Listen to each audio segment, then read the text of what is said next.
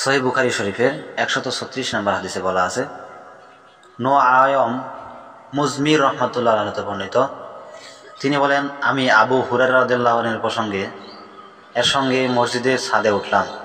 অতঃপর তিনি ওযু করে বললেন, আমি আল্লাহ রাসূল সাল্লাল্লাহু আলাইহি সাল্লামকে বলতে শুনেছি, কিয়ামতের দিন আমার উম্মতকে এমন অবস্থায় আহ্বান করা হবে যে ওযুর প্রভাবে তাদের হাত পা ও মুখমণ্ডল উজ্জ্বল থাকবে। সুবহানাল্লাহ। তাই তোমাদের মধ্যে যে এই উজ্জ্বলতা বাড়িয়ে নিতে পারে সে যেন তা করে।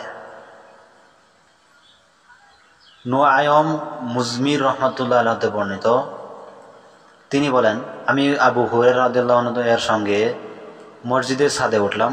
অতঃপর তিনি ওযু করে বললেন, আমি আল্লাহ রাসূল সাল্লাল্লাহু আলাইহি সাল্লামকে বলতে শুনেছি, কিয়ামতের দিন আমার উম্মতকে এমন অবস্থায় আহ্বান করা হবে যে ওযুর প্রভাবে তাদের হাত পা ও মুখমণ্ডল উজ্জ্বল থাকবে। তাই তোমাদের মধ্যে যে এই উজ্জ্বলতা বাড়িয়ে নিতে পারে সে যেন তা করে, অর্থাৎ